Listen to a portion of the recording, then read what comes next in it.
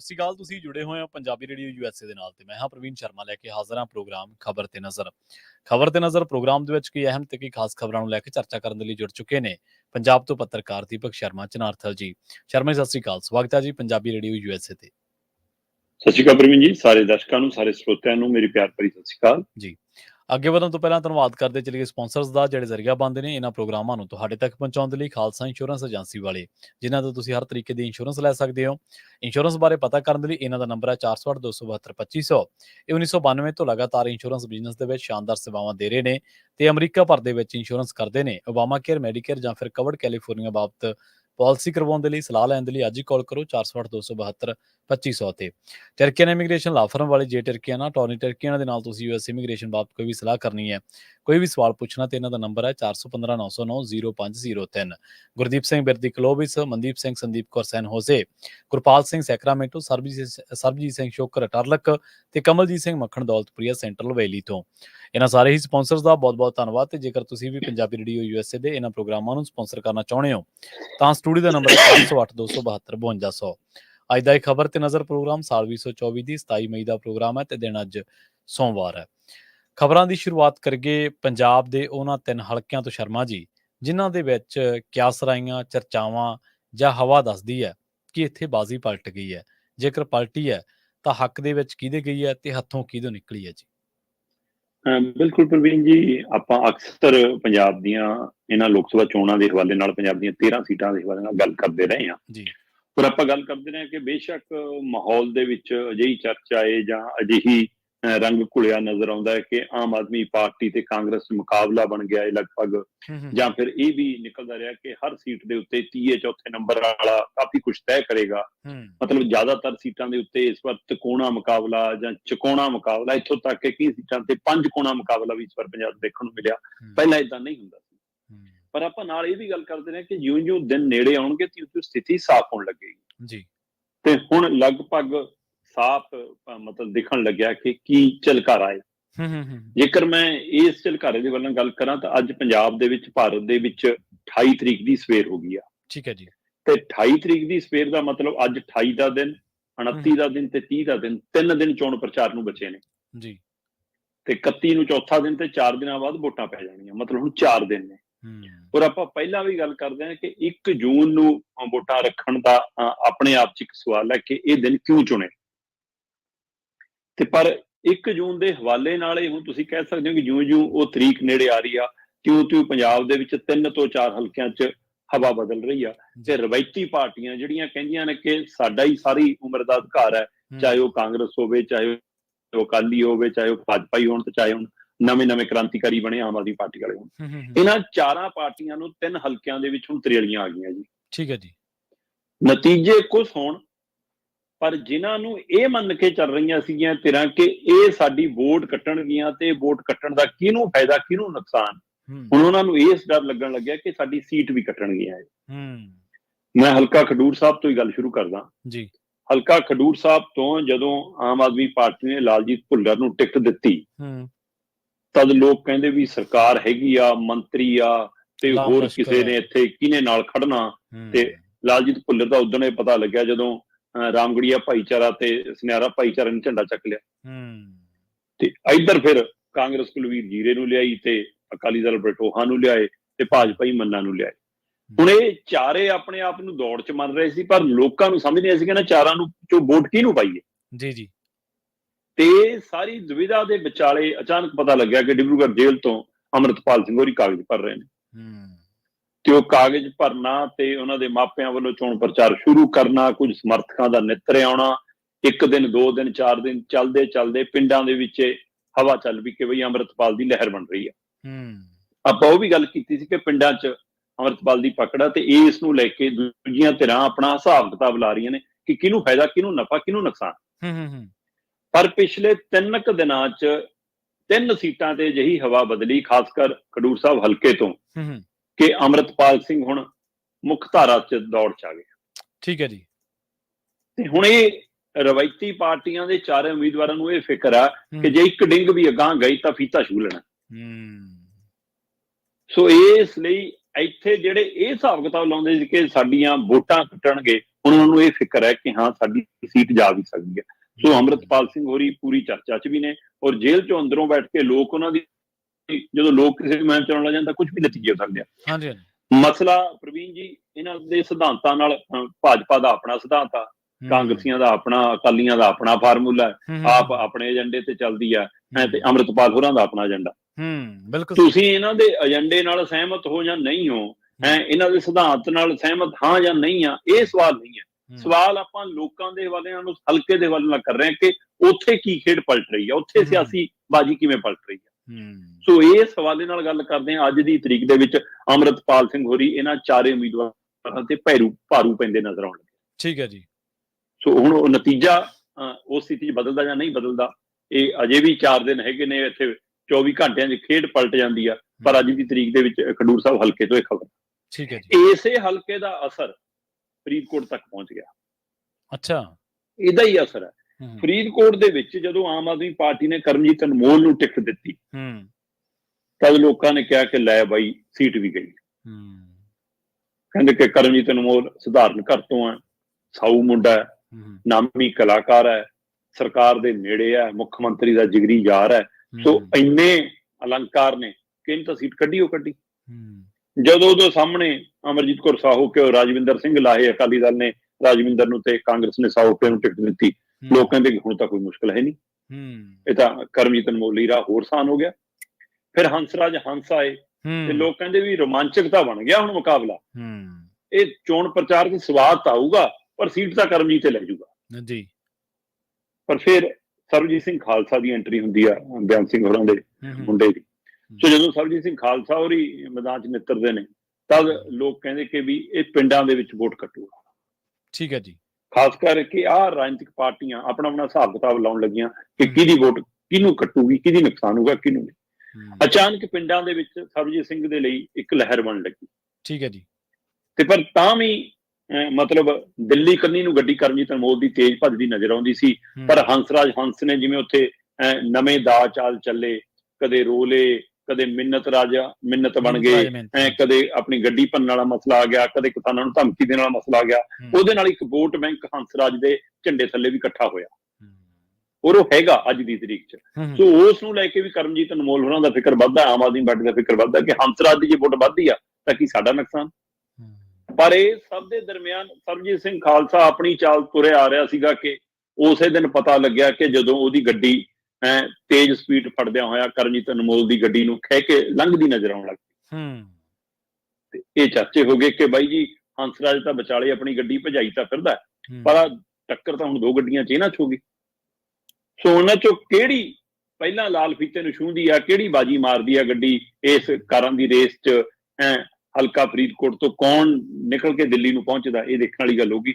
ਪਰ ਇੱਥੇ ਵੀ ਹਵਾ ਬਦਲੀ ਹੋਈ ਆ, ਫਿਜ਼ਾ ਬਦਲੀ ਹੋਈ ਆ, ਫਿਕਰ ਵੱਧ ਗਿਆ, ਚਾਹੇ ਉਹ ਹੰਸਰਾਜ ਦਾ ਹੋਵੇ ਤੇ ਚਾਹੇ ਸਾਹੋਕੇ ਦਾ, ਚਾਹੇ ਕਰਮਜੀਤ ਅਨਮੋਲ ਦਾ। ਸਾਹੋਕੇ ਹੋਰੀ ਤਾਂ ਕਈ ਇਵੇਂ ਲੱਗਦਾ ਕਿ ਇਸ ਮੁਕਾਬਲੇ ਸ਼ਾਇਦ ਸਾਡਾ ਵੀ ਦਾ ਲੱਗ ਜਾਵੇ, ਇਹ ਵੀ ਇੱਕ ਪਹਿਲੂ ਹੈਗਾ। ਔਰ ਇਹ ਕੋਈ ਸ਼ੰਕੇ ਹੋਵੇ ਵੀ ਨਹੀਂ, ਕਿਤੇ ਵੀ ਕੁਝ ਨਤੀਜਾ ਹੋ ਸਕਦਾ। ਪਰ ਅੱਜ ਦੀ ਤਰੀਕ ਸਰਬਜੀਤ ਸਿੰਘ ਖਾਲਸਾ ਕਰਕੇ ਆਮ ਆਦਮੀ ਪਾਰਟੀ ਦਾ ਫਿਕਰ ਵਧ ਗਿਆ। ਔਰ ਇਹਨਾਂ ਸੀਟਾਂ ਦਾ ਅਸਰ, ਚਾਹੇ ਸਿਮਰਜੀਤ ਮਾਨ ਕਹੀ ਜਾਂਦਾ ਕਿ ਅਸੀਂ ਤਾਂ ਆਪਣਾ ਬੰਦਾ ਖੜਾ ਕੀਤਾ ਜੀ ਫਰੀਦਕੋਟ, ਚਾਹੇ ਉਹ ਖਡੂਰ ਸਾਹਿਬ ਦੇ ਹਲਕੇ ਦੇ ਵੱਲ ਨਾਲ ਗੱਲਾਂ ਹੋਈ ਜਾਣ, ਜਾਂ ਅੰਮ੍ਰਿਤਸਰ ਕਹਿੰਦੇ ਜੀ ਮੁੰਡਾ ਖੜਾ ਮੇਰਾ, ਪਰ ਸਾਰਾ ਕੁਝ ਇਹ ਸਾਰੇ ਮਾਹੌਲ ਦੇ ਵਿੱਚ ਸਿਮਰਜੀਤ ਮਾਨ ਵੀ ਮੁਕਾਬਲੇ 'ਚ ਆ ਗਏ, ਜਿਨ੍ਹਾਂ ਨੂੰ ਇਹ ਮੰਨਿਆ ਜਾ ਰਿਹਾ ਸੀਗਾ ਕਿ ਲੈ ਵੀ ਇੱਥੇ ਤਾਂ ਮੀਤ ਹੇਅਰ ਤੇ ਖਹਿਰਾ ਹੀ ਆ। ਜਿੱਦਣ ਦੇ 2 ਉਮੀਦਵਾਰ ਐਲਾਨੇ ਤਿੱਦਣ ਦੀ ਇਹਨਾਂ ਦੋਆਂ ਦੀ ਉਹ ਚਰਚਾ ਜੀ ਜੀ। ਪਰ ਹੁਣ ਇਹ 2 ਹੀ ਉਮੀਦਵਾਰ ਸਿਮਰਜੀਤ ਮਾਨ ਦੀ ਚਰਚਾ ਕਰਨ ਲੱਗੇ ਨੇ। ਇਹਨਾਂ ਤੇ 2-3 ਦਿਨਾਂ ਤੋਂ ਇਹਨਾਂ ਦੀ ਭਾਸ਼ਣਾਂ 'ਚ, ਇਹਨਾਂ ਦੀ ਰੈਲੀਆਂ 'ਚ, ਇਹਨਾਂ ਦੇ ਸਿਆਸੀ ਹਮਲਿਆਂ 'ਚ ਸਿਮਰਜੀਤ ਮਾਨ ਦਾ ਜ਼ਿਕਰ ਹੋਣ ਲੱਗਿਆ। ਇਹਦਾ ਮਤਲਬ ਸਿਮਰਜੀਤ ਮਾਨ ਮੁਕਾਬਲੇ 'ਚ ਨਾਲ ਖੜੇ ਨੇ। ਸੋ ਇਸ ਲਈ ਉੱਥੇ ਸੰਗਰੂਰ ਹਲਕੇ ਦੇ ਵਿੱਚ ਵੀ ਹੁਣ ਮੀਤ ਹੇਅਰ, ਖਹਿਰਾ ਤੇ ਸਿਮਰਜੀਤ ਮਾਨ, ਇਹ 3 ਦਾਅਵੇਦਾਰ ਵੱਡੇ ਬਣ ਕੇ ਉੱਭਰੇ ਨੇ। ਸੋ ਇਹਨਾਂ 'ਚੋਂ ਕੌਣ ਮਤਲਬ ਉਸ ਦਿਨ ਸੀਟ ਲੈ ਕੇ ਜਾਂਦਾ, ਦੇਖਣ ਵਾਲੀ ਗੱਲ ਹੋਊਗੀ। ਪਰ ਇਹ 3 ਹਲਕਿਆਂ ਦੀ ਸਿਆਸੀ ਹਵਾ, ਸਿਆਸੀ ਖੇਡ, ਸਿਆਸੀ ਦਾਅ ਪੇਚ ਬਦਲ ਗਏ ਨੇ, ਤੇ ਅਜੇ ਵੀ ਚੋਣ ਪ੍ਰਚਾਰ ਦੇ 3 ਦਿਨ ਪੂਰੇ ਹੈਗੇ, ਅੱਜ ਦਾ ਦਿਨ ਤਾਂ ਨਹੀਂ। ਸੋ ਇਸ ਲਈ ਕੀ ਹੋਵੇ, ਪਰ ਪਿਛਲੇ 3 ਦਿਨਾਂ ਦੀ ਬਦਲੀ ਖੇਡ ਨੇ ਰਵਾਇਤੀ ਪਾਰਟੀਆਂ ਨੂੰ ਇਸ ਵਗਦੀ ਹਵਾ ਦੇ ਵਿੱਚ ਵੀ ਤਰੇੜੀਆਂ ਲਿਆਉਣੀਆਂ ਪਈਆਂ ਨੇ ਕਿ ਪਤਾ ਨਹੀਂ ਨਤੀਜੇ ਕੀ ਹੋਣਗੇ। ਹਾਂਜੀ ਬਿਲਕੁਲ, ਖਾਸ ਕਰਕੇ ਉਹਨਾਂ ਲਈ ਜਿਹੜੇ ਪਹਿਲਾਂ ਲੀਡ 'ਚ ਸੀਗੇ, ਆਪਣੇ ਆਪ ਨੂੰ ਲੈ ਕੇ ਚੱਲਦੇ। ਤੇ ਬਾਅਦ ਦੇ ਵਿੱਚ ਪਿੰਡਾਂ ਦੇ ਵਿੱਚ ਵਿਰੋਧ ਵੀ ਹੋਣ ਲੱਗ ਪਏ, ਲੋਕ ਸਵਾਲ ਵੀ ਕਰਨ ਲੱਗ ਪਏ ਤੇ ਹਵਾ ਬਦਲਦੀ ਗਈ। ਹਲੇ ਵੀ ਕੁਛ ਘੰਟੇ ਬਚੇ ਨੇ, ਕੁਛ ਦਿਨ ਬਚੇ ਨੇ। ਇਹਨਾਂ ਦਿਨਾਂ ਦੇ ਵਿੱਚ ਪਤਾ ਨਹੀਂ ਜਿਹੜਾ ਬੰਦਾ ਪ੍ਰਚਾਰ, ਕਿਉਂਕਿ ਇਸ ਟਾਈਮ ਜਦੋਂ ਜਿਹੜੇ ਕਹਿੰਦੇ ਨਾ ਅਖੀਰਲੇ ਓਵਰਾਂ 'ਚ ਜਿਹੜੀ ਟੀਮ ਜ਼ਿਆਦਾ ਰਨ ਸਕੋਰ ਕਰਦੀ ਹੈ ਉਹ ਜਿੱਤਦੀ ਹੈ, ਉਹੀ ਹਿਸਾਬ ਇੱਥੇ ਹੈ। ਜਿਹੜਾ ਹੁਣ ਲੋਹਾ ਪੂਰੀ ਤਰ੍ਹਾਂ ਫੱਪ ਗਿਆ। ਹੁਣ ਸੱਟ ਕਿਹਦੀ ਸਹੀ ਵੱਜੂਗੀ, ਜਿਹਦਾ ਨੈਰੇਟਿਵ ਸਟਰੋਂਗ ਹੋਇਆ ਉਹ ਲੈ ਜਾਂਦਾ ਫਿਰ ਇਹਨਾਂ ਮਾਮਲਿਆਂ ਦੇ ਵਿੱਚ। ਅਗਲੀ ਖਬਰ ਦੇ ਵੱਲ ਵਧੀਏ। ਗੱਲ ਲੋਕ ਸਭਾ ਚੋਣਾਂ ਦੀ ਵੀ ਕਰੀਏ, ਪਰ ਕਿਸੇ ਹੋਰ ਪੱਖ ਤੋਂ ਕਰਦੇ ਹਾਂ। ਆਪ ਤੇ ਕਾਂਗਰਸ ਦਾ ਕਹਿੰਦੇ ਫਿਕਰ ਵਧਿਆ, 3 ਸੀਟਾਂ ਤੇ ਅਕਾਲੀ ਦਲ ਵੀ ਮੁਕਾਬਲੇ ਦੇ ਵਿੱਚ ਆਇਆ। ਅਕਾਲੀ ਦਲ ਪਹਿਲਾਂ ਅੱਜ ਤੋਂ 15-20 ਦਿਨ ਉਹਨਾਂ ਦੀ ਸਥਿਤੀ ਕੀ ਸੀ, ਬਠਿੰਡਾ ਸੀਟ ਤੱਕ ਤੇ ਉਹਨਾਂ ਦੇ ਉਮੀਦਵਾਰ ਦੇ ਵੇਟ ਕਰਨੀ ਪਈ, ਉਡੀਕ ਕਰਨੀ ਪਈ। ਪਰ ਇਹ ਕਿਹੜੀਆਂ 3 ਸੀਟਾਂ ਨੇ ਜਿੱਥੇ ਅਕਾਲੀ ਦਲ ਨੂੰ ਮੁਕਾਬਲੇ ਦੇ ਵਿੱਚ ਗਿਣਿਆ ਜਾ ਰਿਹਾ? ਬਿਲਕੁਲ ਪ੍ਰਵੀਨ ਜੀ, ਜਿਸ ਦਿਨ ਦੀ ਪੰਜਾਬ ਦੇ ਵਿੱਚ ਚੋਣ ਭੀੜ ਪੱਕੀ ਸੀ, ਚਾਹੇ ਰਾਜਨੀਤਿਕ ਪਾਰਟੀਆਂ ਹੋਣ ਜੀ, ਚਾਹੇ ਏਜੰਸੀਆਂ ਹੋਣ, ਚਾਹੇ ਮੀਡੀਆ ਦੇ ਸਰਵੇ ਹੋਣ, ਮੀਡੀਆ ਦੀਆਂ ਰਿਪੋਰਟਾਂ ਹੋਣ, ਚਾਹੇ ਸੱਟਾ ਬਾਜ਼ਾਰ ਹੋਵੇ, ਕੋਈ ਵੀ ਤੇਰਾ ਅਕਾਲੀ ਦਲ ਨੂੰ ਜੇਤੂ ਵਾਲੇ ਖਾਨੇ 'ਚ ਰੱਖਣ ਲਈ ਤਿਆਰ ਨਹੀਂ ਸੀ।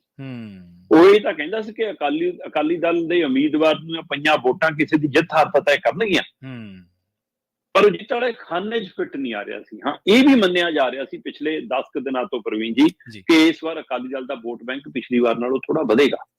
ਠੀਕ ਹੈ ਜੀ। ਉਹਨਾਂ ਦਾ ਕਿਉਂਕਿ ਆਮ ਆਦਮੀ ਪਾਰਟੀ ਪ੍ਰਤੀ ਜਿਹੜਾ ਰੋਸਾ ਏ, ਉਹ ਚੋਂ ਕੁਝ ਵੋਟ ਬੈਂਕ ਜਿਹੜਾ ਵਾਪਸ ਪਰਤਣਾ ਸੀ, ਉਹ ਅਕਾਲੀ ਦਲ ਕੋਲ ਵੀ ਆਉਣ ਦੀ ਸੰਭਾਵਨਾ ਸੀ। ਠੀਕ ਹੈ ਜੀ। ਤੇ ਅੱਜ ਵੀ ਉਹ ਸੰਭਾਵਨਾ ਹੈਗੀ ਹੈ।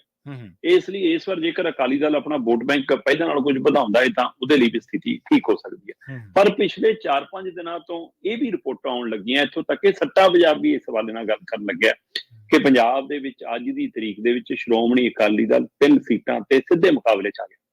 ਠੀਕ ਹੈ ਜੀ। ਜਿਨ੍ਹਾਂ ਚੋਂ ਸਭ ਤੋਂ ਅਹਿਮ ਸੀਟ ਜਿਹੜੀ ਉਹਨਾਂ ਦੀ ਨੱਕ ਦਾ ਸਵਾਲ ਬਣੀ ਹੋਈ ਆ, ਆਪਾਂ ਅਕਸਰ ਗੱਲ ਕਰਦੇ ਰਹੇ ਹਾਂ, ਬਠਿੰਡਾ। ਬਠਿੰਡਾ ਦੇ ਵਿੱਚ ਚਾਹੇ ਖੁੱਡੀਆਂ ਹੋਰੀ ਹੋਣ, ਚਾਹੇ ਜੀਤਵਿੰਦਰ ਸਿੱਧੂ ਹੋਣ, ਚਾਹੇ ਹਰਸਿਮਰਤ ਕੌਰ ਬਾਦਲ ਹੋਣ, ਚਾਹੇ ਪਰਮਪਾਲ ਕੌਰ ਸਿੱਧੂ ਹੋਵੇ, ਚਾਹੇ ਲੱਖਾ ਸਿਧਾਣਾ ਹੋਵੇ, ਇਹਨਾਂ ਚੋਂ ਇੱਥੇ 4 ਕੋਣਾ 5 ਕੋਣਾ ਮੁਕਾਬਲਾ ਮੰਨਿਆ ਜਾ ਰਿਹਾ ਸੀ। ਪਰ ਪਿਛਲੇ 5-6 ਦਿਨਾਂ ਤੋਂ ਇੱਥੇ ਹੁਣ ਸਿੱਧਾ ਮੁਕਾਬਲਾ ਹੀ ਹੈ। ਠੀਕ ਹੈ ਜੀ। ਇਹ ਸੀਟ ਸਪਸ਼ਟ ਹੋ ਗਈ ਆ ਕਿ ਇੱਥੇ ਖੁੱਡੀਆਂ ਤੇ ਹਰਸਿਮਰਤ ਕੌਰ ਬਾਦਲ ਸਿੱਧਾ ਮੁਕਾਬਲਾ, ਤੇ ਸਿੱਧੇ ਮੁਕਾਬਲੇ ਦੇ ਵਿੱਚ ਹਰਸਿਮਰਤ ਕੌਰ ਬਾਦਲ ਆਪਣੇ ਆਪ ਨੂੰ ਮੂਹਰੇ ਮੰਨ ਕੇ ਚੱਲ ਰਹੀ ਆ, ਪਰ ਖੁੱਡੀਆਂ ਵੀ ਆਪਣੇ ਆਪ ਨੂੰ ਪਿਛਾਂਹ ਮੰਨਣ ਲਈ ਤਿਆਰ ਨਹੀਂ ਗੇ। ਅਗਲੇ ਕਹਿੰਦੇ ਕਿ ਭਗਵੰਤ ਵੀ ਆ ਗਿਆ, ਕੇਜਰੀਵਾਲ ਵੀ ਆ ਗਿਆ, ਮੇਰਾ ਸਾਊਪਣਾ ਵੀ ਹੈਗਾ, ਮੈਂ ਪਹਿਲਾਂ ਵੀ ਬਾਦਲ ਨੂੰ ਹਰਾ ਕੇ ਆਇਆ, ਇਹ ਸਾਰੇ ਤੇ ਸਰਕਾਰ ਵੀ ਹੈਗੀ ਆ, ਉਹ ਸਾਰਿਆਂ ਹਿਸਾਬ ਨਾਲ ਉਹ ਵੀ। ਪਰ ਇਹ ਸੀਟ ਉਹ ਹੈ ਜਿੱਥੇ ਆਸ ਰੱਖ ਰਿਹਾ ਅਕਾਲੀ ਦਲ ਕਿ ਸ਼ਾਇਦ ਇਹ ਤਾਂ ਸਾਡੀ ਝੋਲੀ ਪੈ ਹੀ ਜਾਊਗੀ ਜੀ। ਇਹ ਤੋਂ ਬਾਅਦ ਉਹ ਸੀਟ ਜਿੱਥੋਂ ਮੌਜੂਦਾ ਮੈਂਬਰ ਪਾਰਲੀਮੈਂਟ ਨੇ ਸੁਖਬੀਰ ਸਿੰਘ ਬਾਦਲ, ਹਲਕਾ ਫਰੀਦਕੋਟ, ਹਲਕਾ ਫਿਰੋਜ਼ਪੁਰ ਤੋਂ, ਹਲਕਾ ਫਿਰੋਜ਼ਪੁਰ ਦੇ ਵਿੱਚ ਮੌਜੂਦਾ ਮੈਂਬਰ ਪਾਰਲੀਮੈਂਟ ਹੋਣ ਦੇ ਨਾਤੇ ਸੁਖਬੀਰ ਬਾਦਲ ਦੀ ਜ਼ਿੰਮੇਵਾਰੀ ਬਣਦੀ ਸੀ। ਆਪਾਂ ਪਹਿਲਾਂ ਵੀ ਇਹ ਗੱਲ ਕਰਦੇ ਇੱਥੋਂ ਸ਼ੇਰ ਸਿੰਘ ਘਵਾਇਆ ਹੋਰੀ ਪੁਰਾਣੇ ਅਕਾਲੀਆਂ ਦੇ ਲੀਡਰ ਰਹੇ ਨੇ ਤੇ ਇਹਨਾਂ ਨੇ ਟਿਕਟ ਖਾਧੀ ਸੀ ਜੋਰਾ ਸਿੰਘ ਮਾਨ ਹੋਰਾਂ ਦੀ, ਤੇ ਇਸ ਵਾਰ ਜੋਰਾ ਸਿੰਘ ਮਾਨ ਹੋਰਾਂ ਦੇ ਮੁੰਡੇ ਨੂੰ ਟਿਕਟ ਦਿੱਤੀ ਆ, ਤੋ ਨਰਦੇਵ ਸਿੰਘ ਬੋਬੀ ਮਾਨ ਹੈ ਨਾ, ਸੋ ਉਹ ਬੋਬੀ ਮਾਨ ਹੋਰੀ ਇਸ ਵਾਰ ਮੁਕਾਬਲੇ 'ਚ ਨਜ਼ਰ ਆਉਣ ਲੱਗੇ। ਠੀਕ ਹੈ ਜੀ। ਉਹਦੇ ਪਿੱਛੇ ਸੁਖਬੀਰ ਬਾਦਲ ਦੀ ਤਾਕਤ ਆ, ਜੋਰਾ ਸਿੰਘ ਮਾਨ ਹੋਰਾਂ ਦੇ ਨਾਮ ਦਾ ਏ, ਅਕਾਲੀ ਕੈਡਰ ਦਾ ਇਕੱਠਾ ਹੋਣਾ ਏ, ਬੋਬੀ ਮਾਨ ਦੀ ਆਪਣੀ ਮਿਹਨਤ ਆ, ਜੋ ਮਰਜ਼ੀ ਹੋਵੇ। ਸ਼ੇਰ ਸਿੰਘ ਘਵਾਇਆ ਨੂੰ ਜੇ ਲੱਗਦਾ ਕਿ ਹਾਂ ਮੇਰੇ ਕੋਲ ਰਾਏ ਸਿੱਖ ਭਾਈਚਾਰਾ ਤੇ ਪੁਰਾਣਾ ਤਜਰਬਾ ਹੈਗਾ, ਤਾਂ ਬੋਬੀ ਮਾਨ ਨੂੰ ਲੱਗਦਾ ਕਿ ਸਾਡੇ ਕੋਲ ਆਪਣੇ ਬਾਪੂ ਦਾ ਪੁਰਾਣਾ ਰਿਕਾਰਡ ਹੈਗਾ ਤੇ ਅਕਾਲੀ ਦਲ ਦਾ ਇੱਕ ਪੱਕਾ ਕੈਡਰ ਹੈਗਾ। ਹਾਂ, ਇੱਥੋਂ ਜਗਦੀਪ ਸਿੰਘ ਕਾਕਾ MLA ਆ ਆਮ ਆਦਮੀ ਪਾਰਟੀ ਦਾ, ਮੁਕਾਬਲੇ 'ਚ, ਤੇ ਇਹ ਵੀ ਪਹਿਲੂ ਹੈਗਾ ਕਿ ਉਹ 2 ਜਾਂ 3 ਹਲਕਿਆਂ ਤੋਂ ਬਾਅਦ ਉਹਨੂੰ ਆਪਣੀ ਪਹਿਚਾਣ ਦਾ ਵੀ ਸਵਾਲ ਹੈ। 9 ਵਿਧਾਨ ਸਭਾ ਹਲਕੇ ਆਉਂਦੇ ਆ, ਸੋ ਇਹ ਵੀ ਹੈਗਾ। ਤੇ ਰਾਣਾ ਗੁਰਮੀਤ ਸੋਢੀ ਨੂੰ ਤੁਸੀਂ ਇੰਨੇ ਹਲਕੇ 'ਚ ਵੀ ਨਹੀਂ ਲੈ ਸਕਦੇ, ਪੈਸੇ ਦੇ ਹਵਾਲੇ ਨਾਲ ਵੀ, ਤਾਕਤ ਦੇ ਹਵਾਲੇ ਨਾਲ ਵੀ, ਸਿਆਸੀ ਕੱਦ ਕਾਠ ਦੇ ਹਵਾਲੇ ਨਾਲ ਵੀ। ਸੋ ਇਹ ਸਾਰਿਆਂ ਦੇ ਵਿੱਚ ਰਾਣਾ ਗੁਰਮੀਤ ਸੋਢੀ ਜਿਹੜੀ ਵੋਟ ਲੈ ਕੇ ਜਾਊਗਾ, ਕੀ ਉਹਦਾ ਨੁਕਸਾਨ ਆਪ ਨੂੰ ਹੋਊਗਾ ਜਾਂ ਘਵਾਇਆ ਨੂੰ ਹੋਊਗਾ, ਇਹ ਵੀ ਤੈਅ ਕਰੂਗਾ। ਪਰ ਇੱਥੇ ਵੀ ਬੋਬੀ ਮਾਨ ਦੇ ਰੂਪ ਦੇ ਵਿੱਚ ਅਕਾਲੀ ਦਲ ਆਪਣੇ ਆਪ ਨੂੰ ਮੁਕਾਬਲੇ 'ਚ ਮਾਰ ਰਿਹਾ ਜੀ। ਤੀਸਰੀ ਸੀਟ ਇਸੇ ਤਰ੍ਹਾਂ ਸ਼੍ਰੀ ਅਨੰਦਪੁਰ ਸਾਹਿਬ ਹਲਕਾ। ਠੀਕ ਹੈ। ਅਨੰਦਪੁਰ ਸਾਹਿਬ ਹਲਕੇ ਦੇ ਵਿੱਚ ਲੋਕ ਇਹ ਮੰਨ ਕੇ ਚੱਲ ਰਹੀ ਸੀ ਕਾਂਗਰਸ ਤੇ ਆਪ 'ਚ ਮੁਕਾਬਲਾ। ਲੋਕ ਕਹਿ ਰਹੇ ਸੀ ਕਿ ਕੰਗ ਬਾਈ ਮੁਕਾਬਲੇ 'ਚ ਵਧੀਆ ਥਾਂ ਬਣਾ ਰਿਹਾ ਤੇ ਵਿਜੇਂਦਰ ਸਿੰਗਲਾ ਨੇ ਆ ਕੇ ਵੀ ਚੋਣ ਮੁਕਾਬਲਾ ਭਖਾ ਲਿਆ ਜੀ, ਗੱਲ ਬਣ ਗਈ ਜੀ, ਕਾਂਗਰਸ ਕੋਲ ਆਪਣਾ ਬੈਂਕ ਹੈਗਾ ਜੀ, ਰਿਕਾਰਡ ਹੈਗਾ ਜੀ ਉਹਨਾਂ ਦਾ ਜੀ। ਪਰ ਤਜਰਬਾ ਇੱਥੋਂ ਪ੍ਰੇਮ ਸਿੰਘ ਚੰਦੂ ਮਾਜਰੇ ਨੂੰ ਇਹਨਾਂ ਦੋਵਾਂ ਨਾਲੋਂ ਵੱਧ ਹੈ। ਠੀਕ ਹੈ। ਮਾਲਵਿੰਦਰ ਕੰਗ ਵੀ ਪਹਿਲੀ ਚੋਣ ਲੜ ਰਿਹਾ ਤੇ ਵਿਜੇਂਦਰ ਸਿੰਗਲਾ ਨੇ ਚਾਹੇ ਪਹਿਲਾਂ ਚੋਣਾਂ ਲੜੀਆਂ ਨੇ ਪਰ ਹਲਕਾ ਉਹਦੇ ਲਈ ਪਹਿਲੀ ਵਾਰ ਆਏ। ਤੇ ਇਸ ਹਲਕੇ ਤੋਂ ਪ੍ਰੇਮ ਸਿੰਘ ਚੰਦੂ ਮਾਜਰਾ ਹੋਰੀ ਮੈਂਬਰ ਪਾਰਲੀਮੈਂਟ ਰਹੇ ਵੀ ਨੇ, ਜਿੱਤੇ ਵੀ ਨੇ ਤੇ ਹਾਰੇ ਵੀ ਨੇ। ਅੰਬਿਕਾ ਸੋਨੀ ਨੂੰ ਹਰਾਇਆ ਵੀ ਆ ਉਹਨਾਂ ਨੇ, ਹੈ ਨਾ। ਤੇ ਇਸ ਲਈ ਉਹਨਾਂ ਕੋਲ ਉਹ ਵੀ ਤਜਰਬਾ ਹੈਗਾ। ਤੇ ਮਨੀਸ਼ ਤਿਵਾੜੀ ਤੋਂ ਹਾਰ ਵੀ ਗਏ ਸੀ ਜੀ।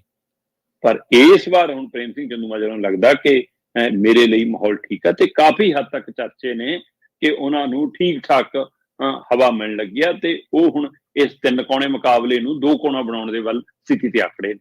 ਠੀਕ ਹੈ ਜੀ। ਤੇ ਇੱਥੇ ਹੁਣ ਕੰਗ ਬਨਾਮ ਚੰਦੂ ਮਾਜਰੇ ਦੀਆਂ ਚਰਚਾ ਹੋਣ ਲੱਗ ਪਈਆਂ ਨੇ।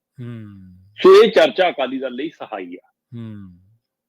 ਤੇ ਜਿਹੜਾ ਆਪਣੇ ਵੋਟ ਬੈਂਕ ਨੂੰ ਮਜ਼ਬੂਤ ਕਰਨ ਦੀ ਲੜਾਈ ਲੜ ਰਿਹਾ ਸੀ, ਹੁਣ 3 ਸੀਟਾਂ ਤੇ ਆਸ ਕਰਨ ਲੱਗਿਆ ਕਿ ਸ਼ਾਇਦ ਨਤੀਜੇ ਕੁਝ ਜਿਹੇ ਆ ਜਾਣ। ਬੇਸ਼ੱਕ ਉਹਦੀ ਆਸ 1 ਸੀਟ ਤੇ ਮਸਾਂ ਬੂਰ ਪਵੇ, ਪਰ ਫਿਰ ਵੀ ਉਹਦੀ ਆਸ ਦੀ ਕਿਰਨ ਨੂੰ ਜਾਗੀ ਆ। ਹਾਂ, ਇਹੀ ਜੀ ਆਸ ਦੀ ਕਿਰਨ ਭਾਜਪਾ ਵੀ ਰੱਖਦੀ ਆ। ਬਿਲਕੁਲ। ਭਾਜਪਾ ਕਦੇ ਆਸ ਦੀ ਕਿਰਨ ਅੰਮ੍ਰਿਤਸਰ ਤੋਂ ਰੱਖਦੀ ਆ, ਭਾਜਪਾ ਕਦੇ ਆਪਣੀ ਆਸ ਦੀ ਕਿਰਨ ਹੁਸ਼ਿਆਰਪੁਰ ਤੋਂ ਰੱਖਦੀ ਆ, ਭਾਜਪਾ ਕਦੇ ਆਪਣੀ ਆਸ ਦੀ ਕਿਰਨ ਲੁਧਿਆਣੇ ਤੋਂ ਰੱਖ ਰਹੀ ਆ। ਹੁਸ਼ਿਆਰਪੁਰ ਚ ਮੋਦੀ ਜੀ ਉਚੇਚਾ ਤੌਰ ਤੇ ਆ ਰਹੇ ਨੇ ਅਨੀਤਾ ਸੋਮ ਪ੍ਰਕਾਸ਼ ਲਈ ਪ੍ਰਚਾਰ ਕਰਨ। ਅੰਮ੍ਰਿਤਸਰ ਤੋਂ ਉਚੇਚਾ ਤੌਰ ਤੇ ਤਰਨਜੀਤ ਸੰਧੂ ਦੀ ਤਾਰੀਫਾਂ ਦੇ ਪੁਲ ਬੰਨੇ ਤੇ ਲੀਡਰ ਭੇਜੇ ਜਾ ਰਹੇ ਨੇ ਉਹਨਾਂ ਲਈ। ਪਰ ਅੰਮ੍ਰਿਤਸਰ ਚ ਲੋਕ ਕਹਿੰਦੇ ਨਹੀਂ ਜੀ, ਇੱਥੇ ਤਾਂ ਗੁਰਜੀਤ ਔਜਲਾ ਤੇ ਕੁਲਦੀਪ ਧਾਲੀਵਾਲ ਚ ਮੁਕਾਬਲਾ, ਹੈ ਨਾ। ਇਸੇ ਤਰ੍ਹਾਂ ਮਤਲਬ ਕਿ ਹੁਸ਼ਿਆਰਪੁਰ ਚ ਲੋਕ ਕਹਿ ਰਹੇ ਨੇ ਕਿ ਹਾਂਜੀ ਰਾਜਕੁਮਾਰ ਚੱਬੇਵਾਲ ਮਤਲਬ ਉਹਦਾ ਝਾੜੂ ਚੱਲ ਸਕਦਾ ਇਸ ਵਾਰ। ਠੀਕ ਹੈ। ਪਰ ਬਾਕੀ ਆਪਣੇ ਆਪ ਨੂੰ ਕਮਜ਼ੋਰ ਤਾਂ ਨਹੀਂ ਨਾ ਮੰਨਦੇ ਅਗਲੇ ਉੱਥੇ। ਤੇ ਉਹ ਤੋਂ ਬਾਅਦ ਜੇਕਰ ਗੱਲ ਕਰੀਏ ਗੁਰਦਾਸਪੁਰ ਦੀ, ਉੱਥੇ ਸੁਖਜਿੰਦਰ ਰੰਧਾਵਾ ਤੇ ਕਲਸੀ ਦੇ ਵਿੱਚ ਵੀ ਕਹਿੰਦੇ ਕਿ ਚੰਗਾ ਮੁਕਾਬਲਾ ਬਣ ਰਿਹਾ। ਪਰ ਉੱਥੇ ਦਲਜੀਤ ਚੀਮਾ ਤੇ ਦਿਨੇਸ਼ ਬੱਬੂ ਵੀ ਕਾਫੀ ਭੂਮਿਕਾ ਅਹਿਮ ਨਿਭਾ ਸਕਦੇ ਨੇ। ਤੇ ਜਦੋਂ ਕਿ ਗੁਰਦਾਸਪੁਰ ਨੂੰ ਬੀਜੇਪੀ ਆਪਣਾ ਗੜ੍ਹ ਮੰਨ ਕੇ ਵੀ ਚੱਲਦੀ ਹੈ। ਹਾਂਜੀ ਹਾਂਜੀ ਬਿਲਕੁਲ। ਇਸੇ ਤਰ੍ਹਾਂ ਜਲੰਧਰ ਦੇ ਵਿੱਚ ਹੁਣ ਸਥਿਤੀ ਇਹ ਹੋਣ ਲੱਗ ਪਈ ਹੈ ਕਿ ਸੁਸ਼ੀਲ ਰਿੰਕੂ ਤੇ ਮਹਿੰਦਰ ਕੇਪੀ ਚ ਮੁਕਾਬਲਾ, ਤੇ ਜਿੱਤ ਲਈ ਮੁਕਾਬਲਾ ਚੰਨੀ ਤੇ ਪਵਨ ਟੀਨੂ ਚ। ਇਹ ਹਾਲਤ ਇੱਥੇ ਆ ਗਈ ਹੈ। ਜਿਹੜਾ ਸਭ ਤੋਂ ਹੈਵੀ ਵੇਟ ਵਾਲਾ ਮਤਲਬ ਮੰਨਿਆ ਜਾਂਦਾ, ਇੱਥੇ ਤੁਸੀਂ ਬਹੁਜਨ ਸਮਾਜ ਪਾਰਟੀ ਦੇ ਉਮੀਦਵਾਰ ਨੂੰ ਵੀ ਹਲਕੇ ਚ ਨਹੀਂ ਲੈ ਸਕਦੇ। ਬਿਲਕੁਲ ਸਹੀ, ਬਿਲਕੁਲ ਸਹੀ। ਸੋ ਇਸ ਲਈ ਉਹ ਜਿੰਨੀ ਵੋਟ ਲੈ ਕੇ ਜਾਣਗੇ ਉਹ ਕਿਹਦੀ ਲੈ ਕੇ ਜਾਣਗੇ। ਪਰ ਫਿਰ ਵੀ ਇੱਥੇ ਆਮ ਤੌਰ ਤੇ ਉਹਨੇ ਚਰਚੇ ਬਾਹਰ ਆਉਣ ਲੱਗੇ ਨੇ। ਸੱਟਾ ਬਾਜ਼ਾਰ ਵੀ ਇਸ ਨਜ਼ਰ ਦੇਖਣ ਲੱਗਿਆ ਕਿ ਇੱਥੇ ਚੰਨੀ ਤੇ ਟੀਨੂ ਚ ਮੁਕਾਬਲਾ ਬਣ ਗਿਆ। ਇਸੇ ਤਰ੍ਹਾਂ ਫਤਿਹਗੜ੍ਹ ਸਾਹਿਬ ਚ ਗੁਰਪ੍ਰੀਤ ਜੀਪੀ ਤੇ ਅਮਰ ਸਿੰਘ ਚ ਲੋਕ ਮੁਕਾਬਲਾ ਦੇਖ ਰਹੇ ਨੇ। ਤੇ ਇਹ ਜੇਕਰ ਆਪਾਂ ਗੱਲ ਕਰੀਏ ਲੁਧਿਆਣਾ ਦੀ, ਤਾਂ ਇੱਥੇ ਹੁਣ ਸਿੱਧਾ ਮੁਕਾਬਲਾ ਰਾਜਾ ਬੜਿੰਗ ਤੇ ਰਵਨੀਤ ਬਿੱਟੂ ਚ ਬਣ ਗਿਆ। ਠੀਕ ਹੈ ਜੀ। ਬੜਿੰਗ ਤੇ ਬਿੱਟੂ ਦੇ ਵਿੱਚੋਂ ਹੁਣ ਰਾਜਾ ਬੜਿੰਗ ਨੂੰ ਲੱਗਦਾ ਕਿ ਹਾਂ ਮੇਰੇ ਨਾਲ ਪੂਰੀ ਕਾਂਗਰਸ ਤੁਰ ਪਈ ਹੈ, ਲੋਕ ਮੇਰੇ ਨਾਲ ਤੁਰ ਪਏ ਨੇ। ਤੇ ਉਧਰ ਬਿੱਟੂ ਨੂੰ ਲੱਗਦਾ ਕਿ ਮੇਰੇ ਕੋਲ ਮੋਦੀ ਦਾ ਆਸ਼ੀਰਵਾਦ ਹੈ, ਤੇ ਇੱਥੇ ਵੱਡੀ ਗਿਣਤੀ ਚ ਪ੍ਰਵਾਸੀ ਭਾਈਚਾਰਾ ਜਿਹੜਾ ਮਜ਼ਦੂਰ ਭਾਈਚਾਰਾ ਉਹ ਹੈਗਾ, ਉਹਦੀ ਵੋਟ ਹੈਗੀ ਆ। ਪਰ ਬਿੱਟੂ ਦੀਆਂ ਮੁਸ਼ਕਲਾਂ ਕਹਿੰਦੇ ਦਿਨ ਬ ਦਿਨ ਵਧਣ ਲੱਗੀਆਂ ਨੇ, ਖਾਸ ਦਿਨ ਉਸ ਦਿਨ ਤੋਂ ਜਿਸ ਦਿਨ ਤੋਂ ਬੈਂਸ ਰਾਜਾ ਬੜਿੰਗ ਦੇ ਨਾਲ ਆਏ ਨੇ। ਸੋ ਹੁਣ ਦੇਖਦੇ ਹਾਂ ਜੀ ਇਹ ਸਥਿਤੀ ਹੈ। ਇਸ ਲਈ 3 ਦਿਨ ਪਹਿਲਾਂ ਆਪਾਂ ਇਸ ਬਾਰੇ ਚਰਚਾ ਕਰ ਰਹੇ ਕਿ ਹੁਣ ਸਥਿਤੀ ਕਾਫੀ ਸਾਫ਼ ਹੋਣ ਲੱਗੀ ਹੈ। ਦੇਖੋ, ਇਹਨਾਂ ਚੋਣ ਨਤੀਜਿਆਂ ਤੇ ਅਕਾਲੀ ਦਲ ਦਾ ਅਗਲਾ ਸਿਆਸੀ ਭਵਿੱਖ ਵੀ ਬਹੁਤ ਜ਼ਿਆਦਾ ਮੁਨਸਰ ਕਰਦਾ। ਥੋੜਾ ਜਿਹਾ ਨਹੀਂ, ਬਹੁਤ। ਅਕਾਲੀ ਦਲ ਦਾ ਵੀ, ਪੰਜਾਬ ਚ ਭਾਜਪਾ ਦਾ ਵੀ। ਹਾਂਜੀ ਬਿਲਕੁਲ। ਵੋਟ ਫੀਸ ਦੀ ਜੇਕਰ ਉਹ ਵਧਾ ਕੇ ਤਾਂ ਉਹ ਕਦੇ ਵੀ ਅਕਾਲੀ ਦਲ ਦੇ ਨਾਲ ਗੱਠਜੋੜ ਚ ਛੋਟੇ ਭਰਾ ਦੇ ਰੂਪ ਦੇ ਵਿੱਚ ਨਹੀਂ ਆਉਣਗੇ। ਆਪਾਂ ਅੱਗੇ ਵੀ ਚਰਚਾ ਕੀਤੀ ਹੈ। ਤੇ ਜੇ ਵੋਟ ਫੀਸ ਦੀ ਅਕਾਲੀ ਦਲ ਦਾ ਘਟਦਾ, ਜਾਂ ਸੀਟਾਂ 2 ਸੀ ਪਿਛਲੀ ਵਾਰੀ ਤੇ ਉਹਨਾਂ ਦੇ ਵਿੱਚੋਂ ਗਿਣਤੀ 1-2 ਘੱਟ ਹੁੰਦੀ ਹੈ, ਤਾਂ ਫਿਰ ਅਕਾਲੀ ਦਲ ਨੂੰ 1 ਲੋਕ ਸਭਾ ਚੋਣਾਂ, 2 ਵਿਧਾਨ ਸਭਾ ਚੋਣਾਂ ਤੇ ਫਿਰ ਲੋਕ ਸਭਾ ਚੋਣਾਂ ਤੋਂ ਬਾਅਦ 4 ਝਟਕਿਆਂ ਚ ਉੱਭਰਨਾ ਔਖਾ ਹੋ ਜਾਊਗਾ। ਖਾਸ ਵੀ ਪਾਰਟੀਆਂ ਚੋਂ ਕੱਢੇ ਜਾ ਰਹੇ ਨੇ ਅੱਜ ਕੱਲ ਤਾਂ।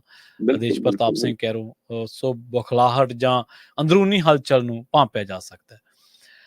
ਤੇ ਚੋਣਾਂ ਤੋਂ 4 ਦਿਨ ਪਹਿਲਾਂ ਮੰਤਰੀ ਦੀ ਕਹਿੰਦੇ ਨੀਲੀ ਫਿਲਮ ਦੇ ਚਰਚੇ ਹੈ। ਇਹ ਮੰਤਰੀ ਕਿਤੇ ਆਪ ਦਾ ਤਾਂ ਨਹੀਂ ਸ਼ਰਮਾ ਜੀ?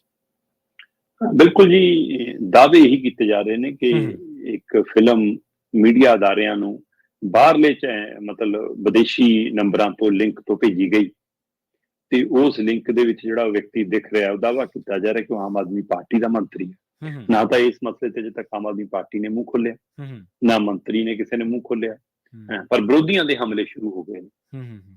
ਔਰ ਇਹ ਵੀ ਕਿਹਾ ਜਾ ਰਿਹਾ ਕਿ ਇਹ ਚੋਣਾਂ ਤੋਂ 4 ਦਿਨ ਪਹਿਲਾਂ ਆਈ ਨੀਲੀ ਫਿਲਮ ਆਮ ਆਦਮੀ ਪਾਰਟੀ ਲਈ ਨਵਾਂ ਚੰਨ ਛੱਡ ਸਕਦੀ ਹੈ। ਜਿਹੜੇ 13-0 ਦੀਆਂ ਗੱਲਾਂ ਕਰਦੇ ਸੀ ਉਹ ਅੱਧ ਤੋਂ ਵੀ ਥੱਲੇ ਰਹਿ ਸਕਦੇ ਆ। ਠੀਕ ਹੈ ਜੀ। ਇਹ ਵੀ ਚਰਚਾਵਾਂ ਜ਼ੋਰ ਫੜਨ ਲੱਗੀਆਂ। ਤੇ ਕਹਿੰਦੇ ਕਿ ਅਜੇ ਟ੍ਰੇਲਰ ਹੈ, ਕਿਉਂਕਿ ਅਜੇ 1 ਮਿੰਟ 25 ਸਕਿੰਟ ਦੀ ਸ਼ਾਇਦ ਇਹ ਕਲਿੱਪ ਹੈ, ਤੇ ਜਿਹਦੇ ਵਿੱਚ ਮਤਲਬ ਮੰਤਰੀ ਦੀ ਆਵਾਜ਼ ਨਹੀਂ ਹੈ ਜਾਂ ਉਸ ਵਿਅਕਤੀ ਦੀ ਆਵਾਜ਼ ਨਹੀਂ ਹੈ। ਸੋ ਕਹਿੰਦੇ ਕਿ ਆਉਣ ਵਾਲੇ ਸਮੇਂ 'ਚ ਉਹ ਆਵਾਜ਼ ਵੀ ਤੇ ਪੂਰੀ ਫਿਲਮ ਵੀ ਜਨਤਕ ਕੀਤੀ ਜਾ ਸਕਦੀ ਹੈ, ਕਿਉਂ ਚੋਣਾਂ ਨੇੜੇ ਆਉਣਗੀਆਂ। ਵੈਸੇ ਹਾਜ਼ਮਾ ਸਾਡੇ ਲੋਕਾਂ ਦਾ ਹੁਣ ਇੰਨਾ ਹੋ ਗਿਆ ਕਿ ਜ਼ਿਆਦਾਤਰ ਅਸਰ ਨਹੀਂ ਹੁੰਦਾ ਹੁਣ ਇਹਨਾਂ ਚੀਜ਼ਾਂ ਦਾ ਮੈਨੂੰ ਲੱਗਦਾ। ਬੇਸ਼ੱਕ ਵਿਰੋਧੀ ਪਾਰਟੀਆਂ ਇਹ ਮੰਨ ਕੇ ਚੱਲਦੀਆਂ ਕਿ ਇਹਦਾ ਡੈਮੇਜ ਬਹੁਤ ਹੋਊਗਾ।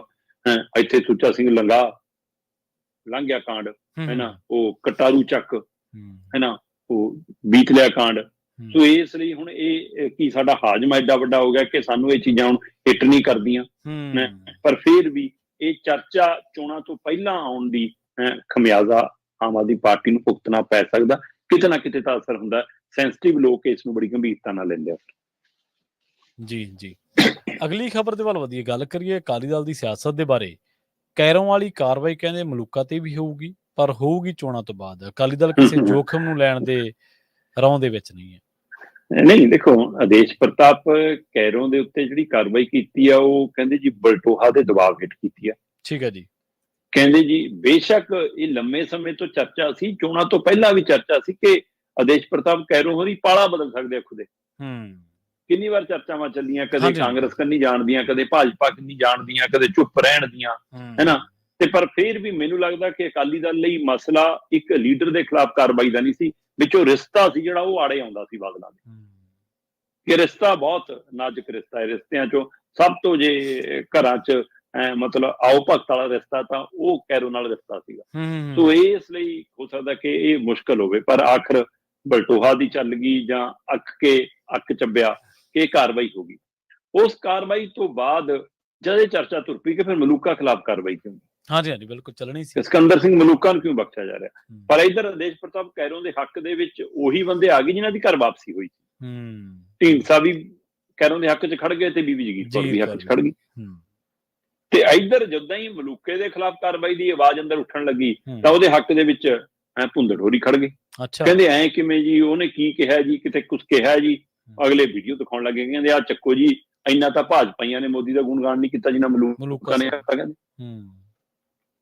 ਤੇ ਉਹ ਗੁਣਗਾਨ ਵਾਲੀ ਵੀਡੀਓ ਚਰਚਾ 'ਚ ਆ ਗਈ। ਤੇ ਇੱਧਰ ਕਹਿੰਦੇ ਜੀ ਉਹ ਪ੍ਰਚਾਰ ਲਈ ਦੱਸੋ ਕਿੱਥੇ ਖੜਿਆ। ਪਰ ਹੁਣ ਅਕਾਲੀ ਦਲ ਤਾਂ ਕਾਰਵਾਈ ਚਾਹੁੰਦਾ, ਪਰ ਬਾਦਲ ਪਰਿਵਾਰ ਨਹੀਂ ਕਾਰਵਾਈ ਚਾਹੁੰਦਾ। ਠੀਕ ਹੈ। ਬਾਦਲ ਪਰਿਵਾਰ ਨੂੰ ਡਰ ਲੱਗਦਾ ਹੈ ਕਿ ਅਸੀਂ ਕਿਤੇ ਜਿੱਤੀ ਹੋਈ ਬਾਜੀ ਨਾ ਹਾਰ ਜਾਈਏ, ਜਾਂ ਫਿਰ ਇਹ ਨਾ ਹੋਵੇ ਕਿ ਹਾਰ ਤਾਂ ਹੁਣ ਵੀ ਰਹੀ ਹੋਈ ਹੈ, ਫਿਰ ਠੀਕਰ ਅਗਲੇ ਮਲੂਕੇ ਦੇ ਸਿਰ ਤੇ ਭੰਨਣਾ ਪੈ ਜਾਵੇ।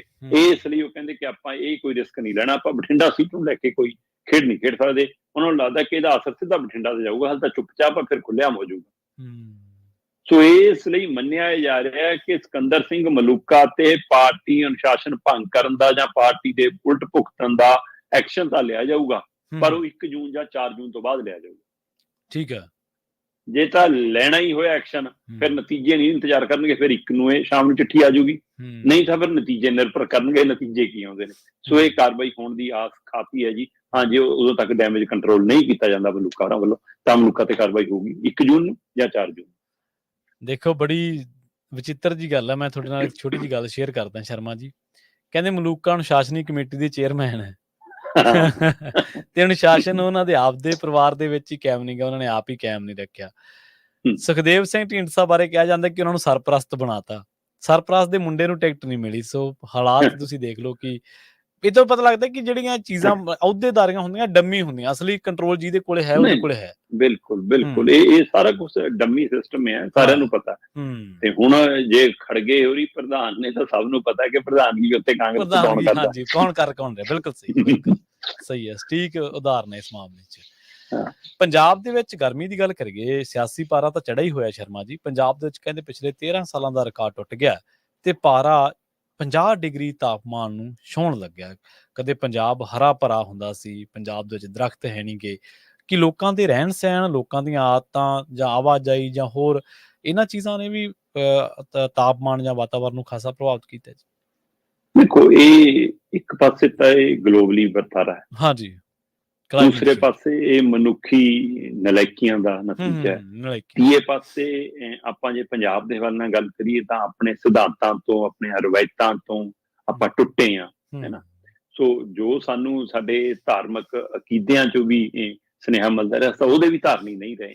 ਸੋ ਉਹਦਾ ਵੀ ਨਤੀਜਾ ਅਸੀਂ ਭੋਗ ਰਹੇ ਹਾਂ। ਅੱਜ ਦੀ ਤਰੀਕ ਦੇ ਵਿੱਚ ਪੰਜਾਬ ਨੂੰ, ਕਿਉਂਕਿ ਹਰਿਆਣਾ ਵੀ ਇੱਕੋ ਇਹਦਾ ਹੀ ਹਿੱਸਾ ਰਿਹਾ, ਹਰਿਆਣਾ ਦੇ ਹਵਾਲੇ ਨਾਲ ਤੁਸੀਂ ਅੰਦਾਜ਼ਾ ਲਾਓ ਕਿ 26 ਸਾਲਾਂ ਦਾ ਰਿਕਾਰਡ ਟੁੱਟਿਆ ਹਰਿਆਣੇ ਦੇ ਵਿੱਚ। ਤੇ ਪੰਜਾਬ 'ਚ 13 ਸਾਲਾਂ ਦਾ। ਮਤਲਬ ਪੰਜਾਬ 'ਚ 13 ਸਾਲਾਂ 'ਚ 46 ਡਿਗਰੀ ਤੋਂ ਪਾਰ ਕਦੇ ਪਾਰਾ ਨਹੀਂ ਗਿਆ ਸੀ, ਠੀਕ ਹੈ ਜੀ। ਤੇ ਅੱਜ ਦੀ ਤਰੀਕ 'ਚ 48.7 ਤੇ ਖੜ ਗਿਆ ਅੱਗੇ। ਹੂੰ ਬਠਿੰਡਾ ਕੱਲ 48.4 ਤੋਂ 48.7 ਤੱਕ ਡਿਗਰੀ ਤੱਕ ਚਲਾ ਤਾਪਮਾਨ ਜਾ ਰਿਹਾ ਸੀ, ਹੂੰ ਹੂੰ ਹੂੰ ਤੇ ਰਾਜਸਥਾਨ ਦੇ ਵਿੱਚ ਤਾਂ 51 ਡਿਗਰੀ ਨੂੰ ਪਾਰ ਕਰ ਗਿਆ। ਹੂੰ ਤੇ ਇਹ ਅੰਦਾਜ਼ੇ ਲਾਏ ਜਾ ਰਹੇ ਨੇ ਕਿ ਅਗਲੇ 2 ਦਿਨ ਇੰਨੀ ਤਪਸ਼ ਆਉਣੀ ਆ। ਮਤਲਬ ਪਠਾਨਕੋਟ 47 ਡਿਗਰੀ ਤੇ ਖੜਾ ਹੈ, ਇਸੇ ਤਰ੍ਹਾਂ ਪਟਿਆਲਾ 47-46 ਡਿਗਰੀ ਤੇ ਖੜਾ ਹੈ, ਅੰਮ੍ਰਿਤਸਰ 45 ਤੋਂ ਪਾਰ ਹੈ, ਲੁਧਿਆਣਾ 45 ਤੇ ਖੜਾ ਹੈ ਨਾ, ਸੋ ਫਰੀਦਕੋਟ 46-47 ਤੋਂ ਪਾਰ ਹੈ, ਉਧਰ ਸਰਸੇ ਦੇ ਵਿੱਚ 48.4 ਡਿਗਰੀ ਤੋਂ ਉੱਪਰ ਹੈ, ਮੇਵਾਤ 'ਚ 47 ਹੈ, ਹਿਸਾਰ 'ਚ 47 ਹੈ, ਝੱਜਰ 'ਚ 47 ਤੋਂ ਪਾਰ ਹੈ। ਸੋ ਇਹ 47, 48 ਤੇ ਅਗਲੇ 2 ਦਿਨ ਕਹਿੰਦੇ ਕਿ ਇਹ 50 ਡਿਗਰੀ ਤੱਕ ਵੀ ਅੱਪੜ ਸਕਦਾ। ਸੋ ਹੁਣ ਇਹਦੇ ਪਿੱਛੇ ਮਸ਼ੀਨੀਕਰਨ ਹੈ ਸਾਡਾ ਮਤਲਬ ਕੁਦਰਤ ਤੋਂ ਟੁੱਟਣ ਦਾ ਵਰਤਾਰਾ ਹੈ, ਜਾਂ ਆਪਣੇ ਪਹਾੜਾਂ ਦੇ ਵਿੱਚ ਜੋ ਅਸੀਂ ਗਲੇਸ਼ੀਅਰ ਤੋਂ ਕਰ ਰਹੇ ਹਾਂ ਉਹਦੇ ਵਿਕਾਸ ਦੇ ਨਾਂ ਦੇ ਉੱਤੇ, ਜਾਂ ਜਿੱਥੇ ਅਸੀਂ ਉੱਥੇ ਵੀ ਹੈਲੀਕਾਪਟਰ ਜਿੰਨੇ ਉਡਾ ਰਹੇ ਹਾਂ, ਜਾਂ ਗੱਡੀਆਂ ਕਾਰ ਜਹਾਜ਼ ਲੈ ਕੇ ਜਾ ਰਹੇ, ਇਹ ਸਾਰੇ ਜਿਹੜੇ ਮਰਜ਼ੀ ਕਾਰਨ ਹੋਵੋ, ਹਰੇਕ ਛੋਟੇ ਕਾਰਨ ਨੂੰ ਮਿਲਾ ਕੇ ਇੱਕ ਵੱਡਾ ਕਾਰਨ ਬਣ ਰਿਹਾ ਕਿ ਅੱਜ ਪੰਜਾਬ ਦੇ ਵਿੱਚ ਸਥਿਤੀ ਆ। ਹਾਂ, ਮਾਨਸੂਨ ਇਸ ਵਾਰ ਥੋੜੀ ਜਿਹੀ ਆਸ ਹੈ ਕਿ ਮਾਨਸੂਨ ਇਸ ਵਾਰ ਸਮੇਂ ਤੇ ਹੈ, ਠੀਕ ਹੈ। ਕੇਰਲ 'ਚ 1-2 ਦਿਨ ਪਹਿਲਾਂ ਹੀ ਆਪਣੇ ਤੈਅ ਸਮੇਂ ਤੋਂ ਦਸਤਕ ਦੇ ਸਕਦਾ, ਤੇ ਪੰਜਾਬ ਅੱਪੜਨ ਨੂੰ, ਉੱਤਰੀ ਭਾਰਤ ਤੱਕ ਅੱਪੜਨ ਨੂੰ ਅਜੇ ਉਹਨੂੰ 1 ਮਹੀਨਾ ਲੱਗਣਾ, ਜੂਨ ਦੇ ਆਖਰੀ ਦਿਨਾਂ ਤੱਕ ਜਾ ਕੇ। ਪਰ ਫਿਰ ਵੀ ਹੈ ਕਿ ਅਗਲੇ 4 ਦਿਨਾਂ ਬਾਅਦ ਕਹਿੰਦੇ ਥੋੜਾ ਜਿਹਾ ਮੌਸਮ 'ਚ ਰਾਹਤ ਮਿਲ ਸਕਦੀ ਹੈ, ਪਰ ਫਿਰ ਵੀ ਇਹ ਰਿਕਾਰਡ ਤੋੜ ਗਰਮੀ ਨੇ ਤਰਾਈ। ਮਤਲਬ ਲੁਧਿਆਣਾ 'ਚ 2 ਮੌਤਾਂ ਦੀ ਖਬਰ ਆ ਰਹੀ ਹੈ ਨਾ, ਤੇ ਹੋਰ ਕਈ ਥਾਵਾਂ ਦੇ ਉੱਤੇ 1-2 ਮੌਤਾਂ ਦੀ ਖਬਰ ਆਉਣ ਲੱਗੀ ਹੈ। ਸੋ ਮਤਲਬ ਸਲਾਹਾਂ ਆਉਣ ਲੱਗੀਆਂ ਨੇ ਕਿ ਇਸ ਗਰਮੀ ਦੀ ਲੂ 'ਚ ਨਿਕਲਣ ਤੋਂ ਬਚੋ ਜਿੰਨਾ ਬਚ ਸਕਦੇ ਹੋ, ਮਸਾਲੇ ਵਾਲੇ ਖਾਣਾ ਖਾਣ ਤੋਂ ਬਚੋ ਜਿੰਨਾ ਬਚ ਸਕਦੇ ਹੋ, ਵੱਧ ਤੋਂ ਵੱਧ ਸਲਾਦ ਜਾਂ ਪੀਣ ਵਾਲੀਆਂ ਚੀਜ਼ਾਂ ਲਿਕੜ ਜਿੰਨਾ ਪੀ ਸਕਦੇ ਹੋ ਉਹ ਪੀਓ। ਸੋ ਇਸ ਲਈ ਇਹ ਸਲਾਹਾਂ ਕਿੰਨੀਆਂ ਕਾਰਗਰ ਸਾਬਤ ਹੋਣਗੀਆਂ, ਪਰ ਇਹਦਾ ਚਿਰਜੀਵੀ ਹੱਲ ਕੱਢਣ ਲਈ ਨਾ ਸਰਕਾਰਾਂ ਦਾ ਕੋਈ ਵਿਜ਼ਨ ਹੈ, ਨਾ ਸਰਕਾਰਾਂ ਦੀ ਕੋਈ ਯੋਜਨਾ ਹੈ, ਨਾ ਸੰਸਥਾਵਾਂ ਦਾ ਕੋਈ ਰੋਲ ਹੈ, ਨਾ ਖੇਤਰੀ ਸੰਸਥਾਵਾਂ ਤੇ ਨੁਮਾਇੰਦੀਆਂ ਕਰਨ ਵਾਲੀਆਂ ਧਿਰਾਂ ਇਸ ਨੂੰ ਲੈ ਕੇ ਗੰਭੀਰ ਨੇ। ਤੁਸੀਂ ਇਹ ਦੇਖ ਲਓ ਕਿ ਜਿਨ੍ਹਾਂ ਕੋਲ ਚੋਣਾਂ 'ਚ ਕੋਈ ਚੋਣ ਮੁੱਦਾ ਨਹੀਂ ਹੈਗਾ, ਹਾਂਜੀ ਬਿਲਕੁਲ, ਹੋਰ ਇਦੋਂ ਵੱਡਾ ਲੋਕ ਮੁੱਦਾ ਕੋਈ ਮੁੱਦਾ ਨਹੀਂ, ਮਤਲਬ ਤਾਨੇ ਮਿਹਣੇ ਇਹੀ ਮਸਲਾ ਚੱਲੀ ਜਾਂਦਾ, ਇੱਕ ਦੂਜੇ ਦਾ ਨਾਮ ਲੈ ਕੇ ਹਮਲੇ, ਇੱਕ ਦੂਜੇ ਦੇ ਨਿੱਜ ਤੇ ਹਮਲੇ, ਫਿਲਮਾਂ ਵਾਲੇ ਕਾਂਡ, ਇੱਥੋਂ ਤੱਕ ਆ ਗਿਆ। ਅਸੀਂ ਲੋਕ ਮੁੱਦਿਆਂ ਤੇ ਜੇ ਚੋਣੇ ਨਹੀਂ ਲੜ ਸਕਦੇ, ਫਿਰ ਲੋਕਾਂ ਦੇ ਮਸਲਿਆਂ ਦੀ ਗੱਲ ਹੋਰ ਕਦੋਂ ਕਰੋਗੇ? ਇਹ ਤੋਂ ਵੱਧ ਲੋਕਾਂ ਦੇ ਮੁੱਦਿਆਂ ਦੀ ਗੱਲ ਕਰਨ ਦਾ ਮੌਕਾ ਕਦੋਂ ਹੁੰਦਾ? ਸੋ ਇਸ ਲਈ ਬਹੁਤ ਕਹਿਰ ਦੀ ਗਰਮੀ ਹੈ ਜੀ, ਔਰ ਇਹਦਾ ਅਸਰ 1 ਜੂਨ ਨੂੰ ਨਜ਼ਰ ਵੀ ਆਊਗਾ। ਉਹ ਗਰਮੀ ਦੇ ਅਸਰ ਦੇ ਵਿੱਚ ਫਿਕਰ ਇਹ ਹੈ ਕਿ ਪੰਜਾਬ 'ਚ ਅਮਨ ਅਮਾਨ ਨਾਲ ਚੋਣਾਂ ਹੋ ਜਾਣ, ਬਸ ਇਹ ਅਸੀਂ ਆਸ ਤੇ ਉਮੀਦ ਰੱਖਦੇ ਹਾਂ ਤੇ ਅਰਦਾਸ ਵੀ ਕਰਦੇ ਹਾਂ। ਜੀ ਸ਼ਰਮਾ ਜੀ, ਇਹਨਾਂ ਖਾਸ ਖਬਰਾਂ ਤੇ ਖਾਸ ਜਾਣਕਾਰੀਆਂ ਦੇ ਲਈ ਤੁਹਾਡਾ ਬਹੁਤ ਧੰਨਵਾਦ ਜੀ। ਬਹੁਤ ਸ਼ੁਕਰੀਆ ਜੀ। ਪ੍ਰੋਗਰਾਮ ਖਬਰ ਤੇ ਨਜ਼ਰ ਨੂੰ ਆਪਾਂ ਇੱਥੇ ਹੀ ਸਮਾਪਤ ਕਰਾਂਗੇ। ਤੁਹਾਡਾ ਸਾਰਿਆਂ ਦਾ ਵੀ ਬਹੁਤ ਧੰਨਵਾਦ। ਸਤਿ ਸ਼੍ਰੀ ਅਕਾਲ। ਜੁੜੇ ਰਹੋ ਪੰਜਾਬੀ ਰੇਡੀਓ USA ਦੇ ਨਾਲ।